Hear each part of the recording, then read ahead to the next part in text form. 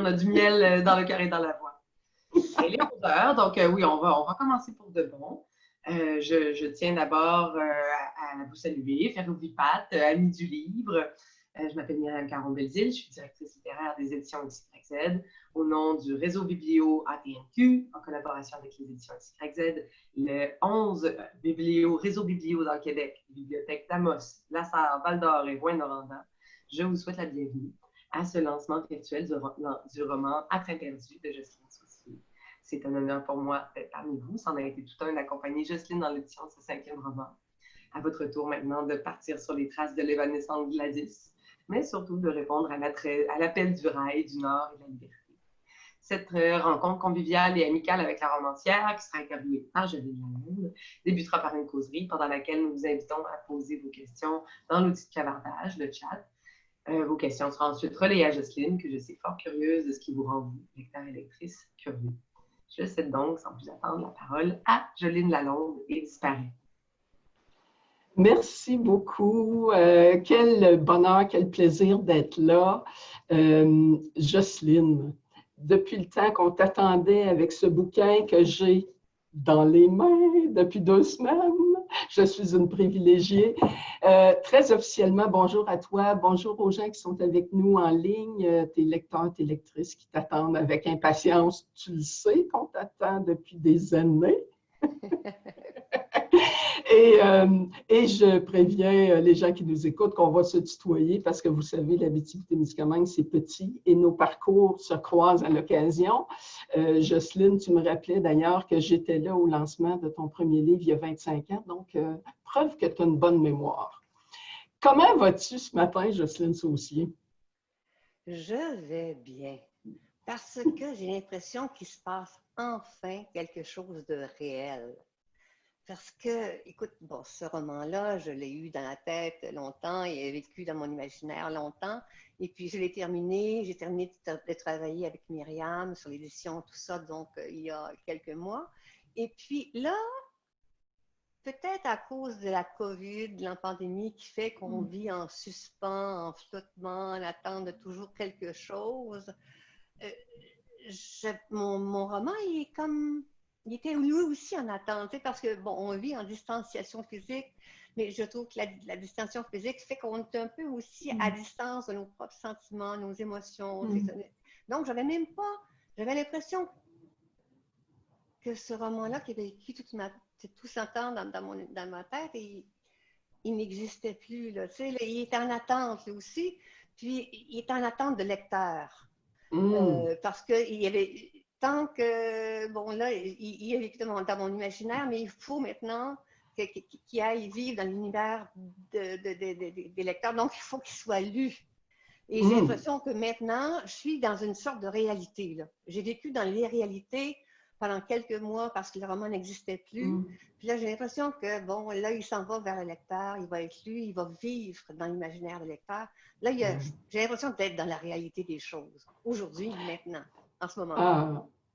Oui, donc c'est comme s'il prend vie pour vrai parce qu'on l'a dans les mains puis on se l'approprie chacun à notre façon.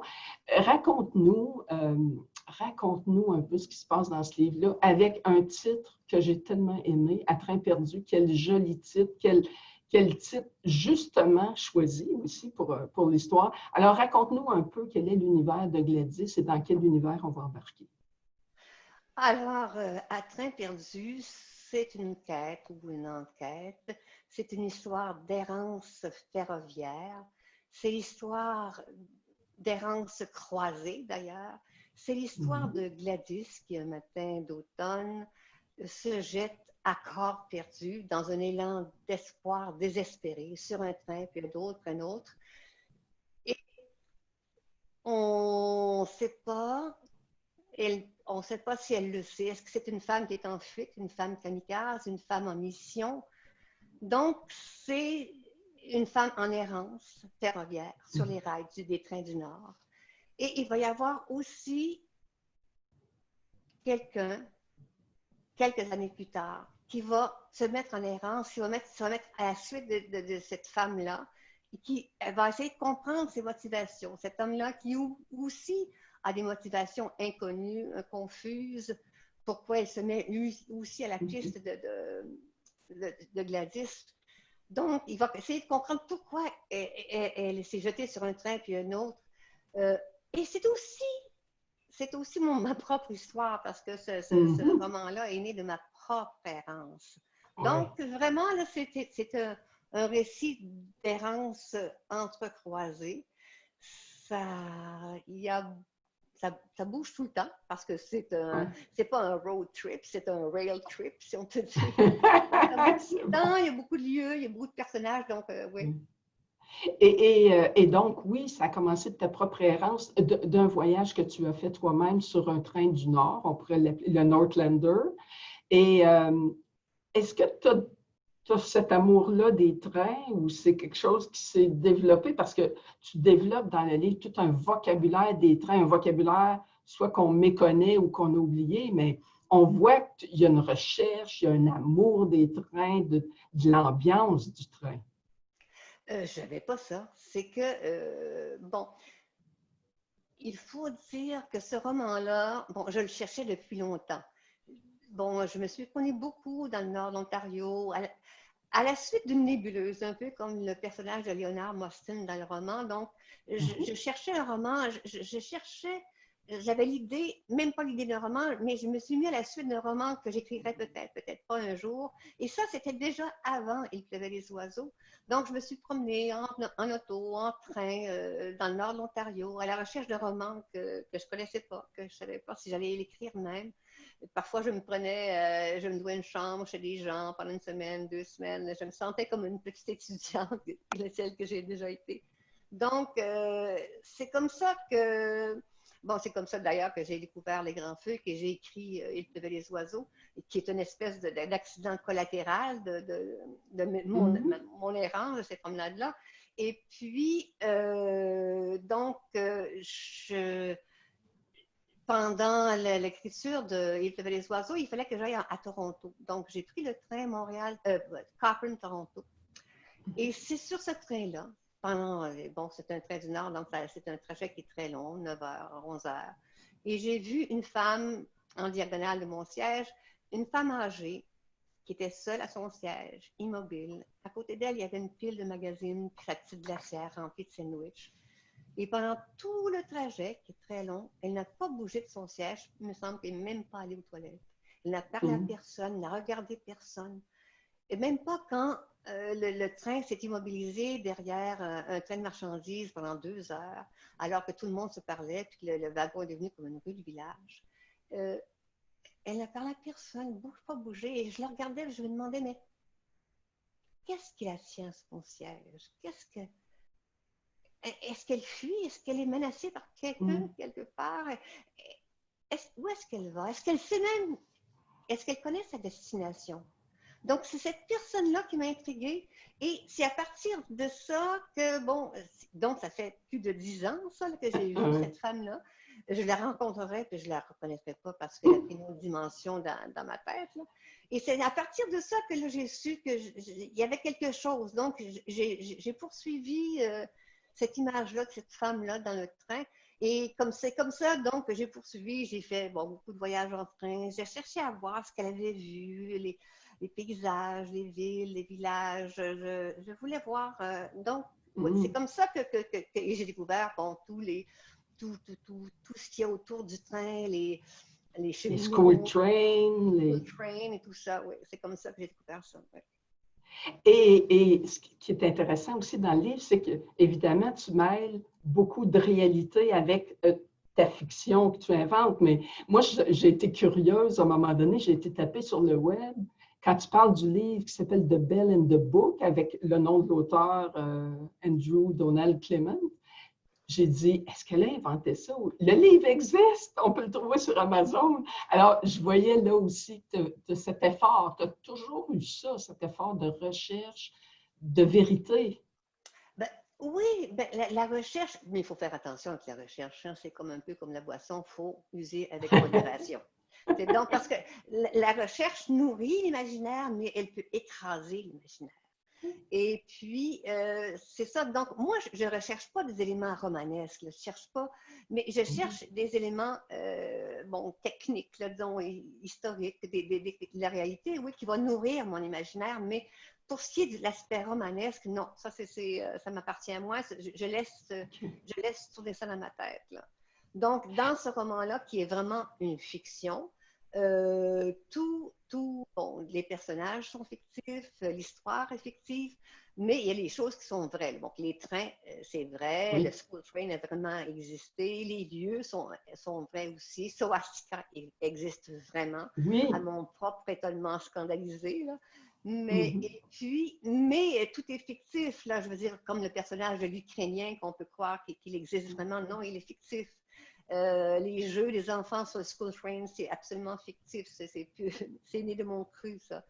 Mais il y a deux personnages qui sont réels, que je me suis amusée à leur faire jouer des rôles fictifs et ils ont accepté. Alors, c'est l'ami Bernie, c'est Bernie Jaworski, qui joue son propre rôle.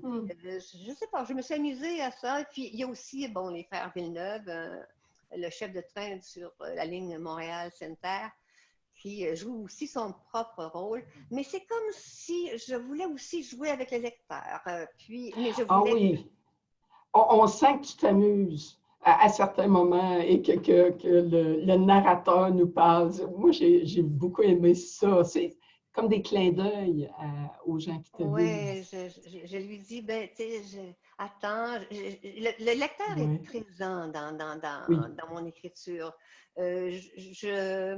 Je lui tiens ma main, mais parfois je ne lui tiens plus la main. Je le laisse, il y a beaucoup d'ellipses, je lui laisse beaucoup à imaginer aussi.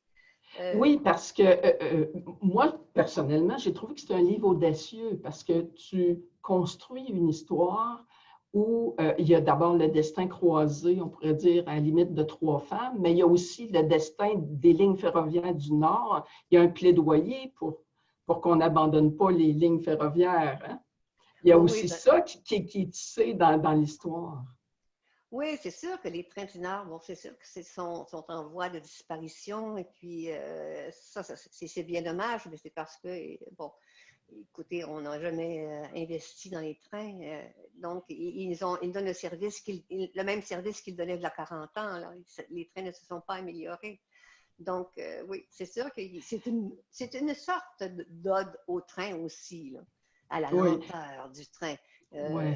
Ah oui, je crois que quand on lit ce roman-là, on aime le train. Ah, c'est clair. Très officiellement, tu m'as donné le goût de faire la ligne Sainte-Terre-Montréal. Ça, je te l'affirme. Il y a longtemps que j'y pense, mais là, j'ai vraiment la piqûre. Je veux permettre aux gens qui nous écoutent d'avoir un petit avant-goût de la beauté du texte.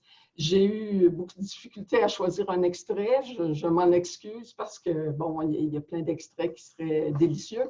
Mais j'en ai choisi un qui parle des passagers du train, en page 31. Ils étaient peu nombreux, une dizaine tout au plus, réunis dans une seule voiture, le Northlander n'étant plus ce qu'il avait été. C'est un tortillard poussif, 3 voitures seulement, passagers, bagages, snack-bar, qui n'attirait plus que les gens qui aiment sa lenteur, son tangage, ses plaintes acier contre acier, ses sifflements de bêtes puissantes, et ceux qui n'ont pas d'autre choix que la lenteur. Qu'est-ce que c'est beau! Et j'en profite pour dire que je t'envie d'avoir un métier où tu t'amuses à utiliser des termes qu'on n'utilise pas dans la langue courante, mais tu le fais de jolie façon. Tu l'utilises en brouillamini, en berlificoté, qui est tellement un beau mot de notre langue, mignoté. Et tu nous parles de l'inanité, de l'affabulation. J'aimerais t'entendre sur ton plaisir à utiliser la langue française. Écoute, ça, c'est la grande liberté que donne le roman. On peut tout faire, le roman. Et, bon, écoute, dans un roman, je peux faire parler un mort, je peux faire parler une poignée de porte, et je peux utiliser le mot embrouillamini comme je veux, quand je le veux, si le roman le veut bien. Parce que le roman a sa propre loi, une loi organique qui commande un ton, un rythme, une structure. Donc, s'il ne veut pas en brouillamini, il ne prendra pas, là, tu sais. Puis, il faut choisir le moment, tu sais. Il y a... Puis, je comprends aussi, bon, tu dis, tu m'as envie de pouvoir utiliser le mot en brouillamini. Écoute, il y a des mots comme ça, moi aussi, qui m'attirent. Et puis, une fois, j'ai lu dans un texte de Jeanne Manzélil le mot zinzolin. Zinzolin, je suis allée vérifier dans le dictionnaire, c'est la seule fois où je l'ai vu, là. C'est une couleur, c'est à moitié rouge, moitié violet, qui vient du sésame. Donc, c'est un mot que je lui enviais à Jeanne Manzélil de l'avoir utilisé. J'aurais aimé ça, j'aimerais ça l'utiliser. Il ne convient pas, tu sais. Puis peut-être que, je me dis, ben, peut-être que je ne l'ai jamais vu ailleurs, ce mot, sauf dans le texte de Jeanne Manzélil. Donc, peut-être que j'ai l'impression qu'il appartient à Jeanne Mans, donc ou bien bon.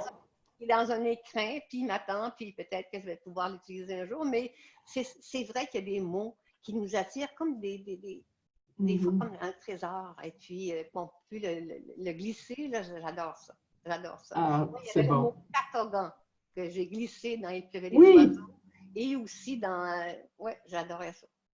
oui, Mais c'est un plaisir, parce que justement, la langue, tu sais, bon, moi, j'aime beaucoup écrire.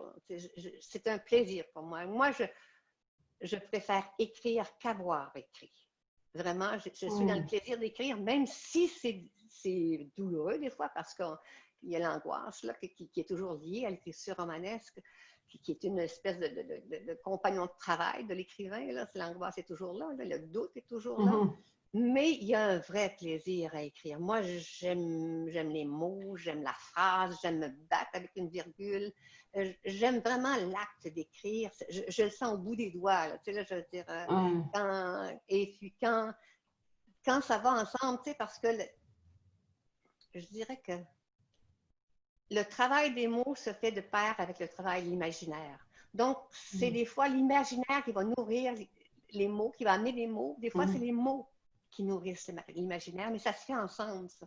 Et quand on sent, là, comme quand dans le roman, bon, il y a plein de gens qui ne l'ont pas lu, là, mais dans le roman, il arrive un moment où le narrateur marche avec Janelle.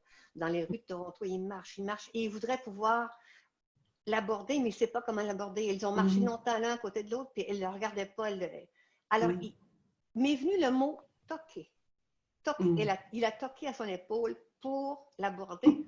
Et je ne sais pas si le geste ou le mot m'est venu en premier, mais quand ça m'est venu, ça là, j'étais heureuse. Parce que je ne savais pas, moi non plus, comment le narrateur allait aborder Janelle. Mais avec ce mot-là et le geste, je ne sais pas lequel, mais ça fait un moment de grâce extraordinaire. Puis c'est comme ça, je veux dire, ces moments de grâce-là, c'est la paye de l'écrivain, ça.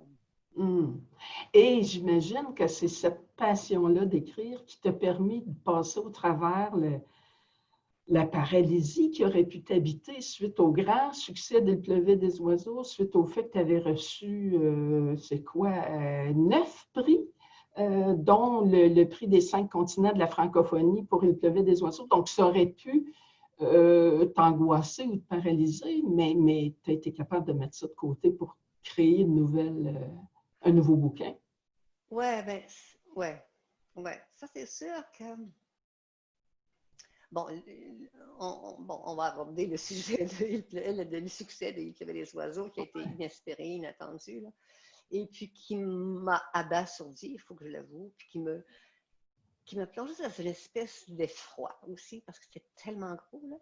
Donc, je l'ai vécu pendant une espèce de tourbillon là, pendant 3 ans. Ensuite, il a fallu que je me dépose, que je me repose. Et puis, il y a eu un épisode de maladie aussi, ça arrive, là. Et puis, pendant tout ce temps-là, bon, il y avait un roman qui m'attendait. Il y avait À train perdu qui m'attendait. Et puis, ça fait des tours dans ma tête, là. j'avais peur que, parce que habituellement, quand je commence un roman, je commence un roman avec presque rien, là, je veux dire avec une image, une impression, n'importe quoi, puis c'est un petit rien qui me fait deviner qu'il y a derrière ça, il y a un univers qui m'attend.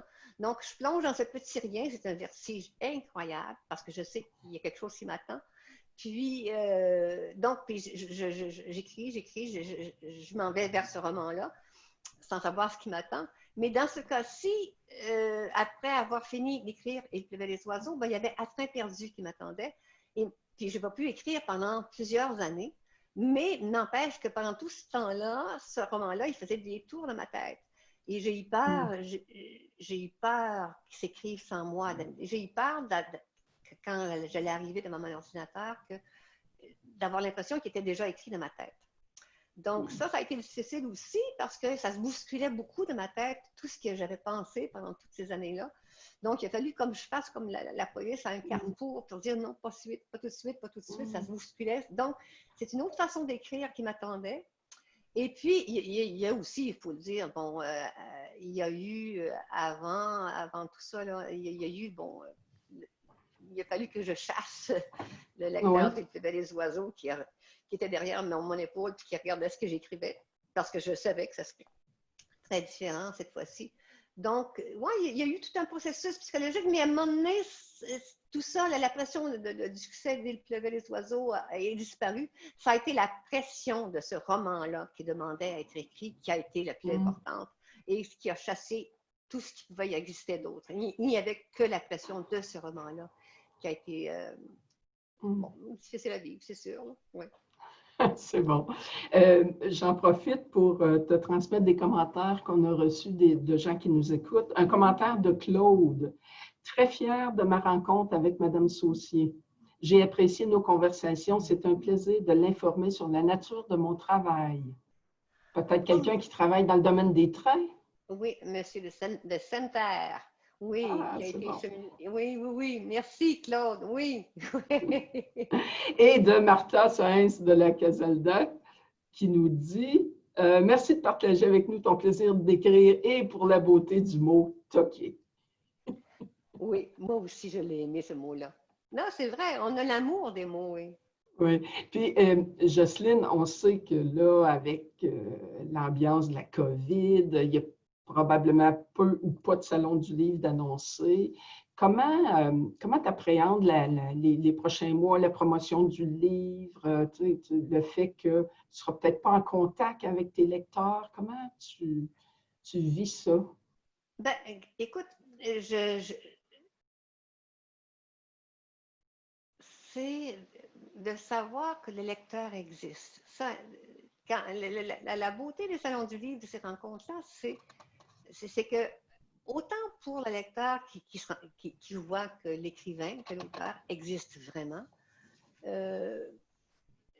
autant bon pour l'écrivain, de ne pas c'est bien de savoir qu'il existe vraiment.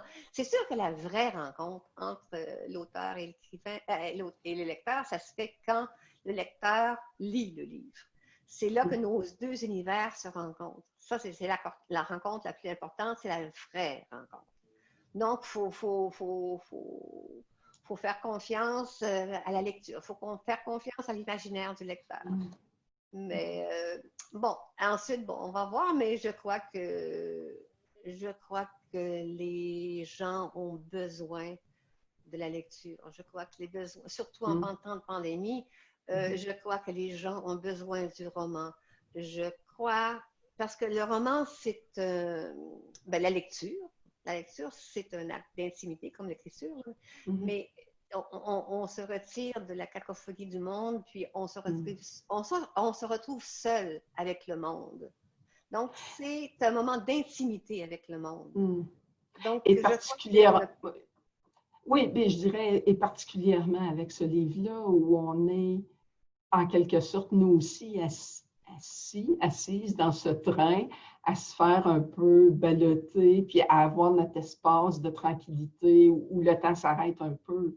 Oui, je te confirme, Jocelyne Saucier, nous avons besoin de romans. J'invite les gens qui veulent nous poser des questions à nous les transmettre. C'est facile en utilisant le chat que vous voyez au bas de votre écran. Il y a Annie Dénommé qui pose une question ici. Quel est le parallèle à faire entre « à train perdu » et l'expression « à cœur perdu » ? Ou à corps perdu. Ou à corps perdu. Oui, c'est ça. Ben, c'est ce que parce que cette femme-là qui va se jeter sur un train et sur un autre, elle se lance vraiment dans un élan d'espoir désespéré.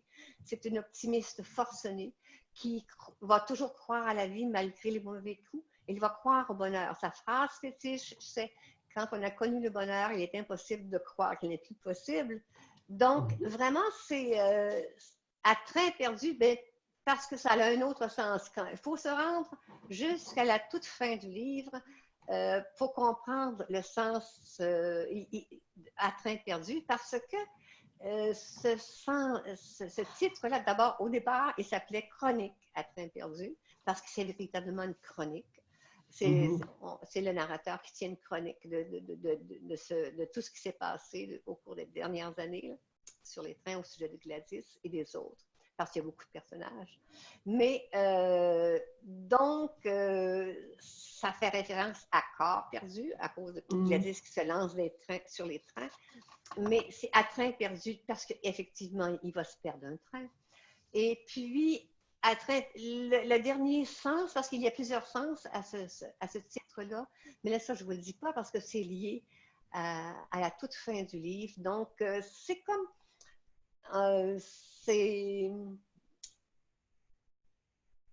Bon, je dirais que c'est qui boucle la boucle, mais je dirais que ce roman-là est un peu comme un œuf. Il est plein, il danse sur lui-même, mais il se tient debout et tout se tient, tout est interrelié.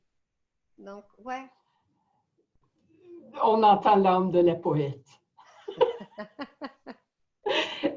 Écoute, Jocelyne, c'est délicieux. Les commentaires des gens nous disent qu'ils ont le goût de te lire, qu'ils ont hâte de te lire, etc. Donc, je vais permettre un dernier commentaire ici de Marie-Claude Leclerc, qui écrit « Quel plaisir de vous entendre et d'entendre parler de littérature par Jocelyne.